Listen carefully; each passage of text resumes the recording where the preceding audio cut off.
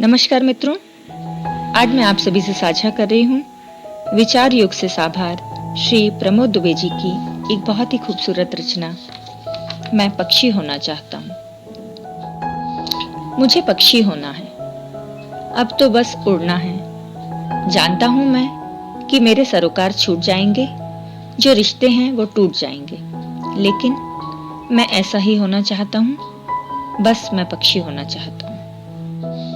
आत्मा से चिपकी हुई लालसा, मुंहतोड़ जवाब देने को व्याकुल मन, दूसरों को काबू करने की निरर्थक राह रोकेगी मुझे। लेकिन अब मैं अपने होने से, अपने तल से, अपने आप से, अपने से भी ऊपर उठना चाहता हूँ।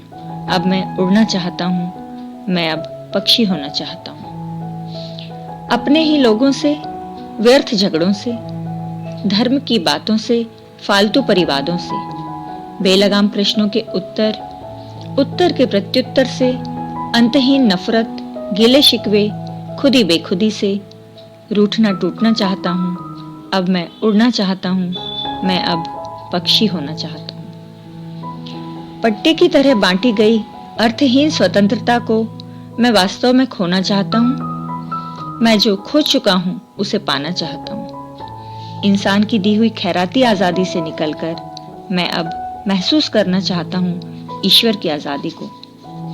आजादी और आजादी में क्या फर्क है, मैं जानना चाहता हूँ। मैं जानना चाहता हूँ परिभाषित बॉर्डर वाली सीमा बंद फ्रेम में लिपटी हुई वाकई आजादी है या आजादी में लिपटी हुई गुलामी है। मैं देखना चाहता हूँ। सतह से उठकर, अपने तल से हटकर, उड़ उड़कर देखना चाहता हूँ। बस मैं पक्षी होना चाहता हूँ। अब मैं उड़ना चाहता हूँ। देखना चाहता हूँ उस अखंड विस्तार को जो राजपाट के खंडों के बीच भी अखंडित है, उस अपरिभाषित आजादी को जो ईश्वर ने बेशर्त ही दी है, जिसे हुक्मरानों ने छुपा लिया है साजिशन विवादों के आच्छादित घने बादलों में। मैं उसे ही तो तोड़ना चाहता हूँ, आकाश को ओढ़ना चाहता हूँ। बस मैं पक्षी होना चाहता हूँ। अब मैं उड़ना चाहता हूँ।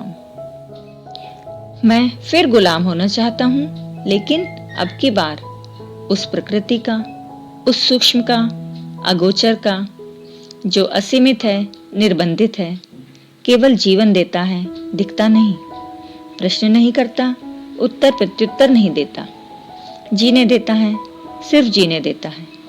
मैं उसी के आंगन का हिस्सा होना चाहता हूँ। अब मैं उड़ना चाहता हूँ। बस मैं उड़ना चाहता हूँ। अब मैं पक्षी होना चाहता हूँ। बहुत बहुत शुक्रिया दोस्तों, अपना अमूल्य समय देने के लिए आपकी बहुत बहुत आभारी हूँ। आशा करती हूँ आपको ये रचना बहुत पसंद आई होगी।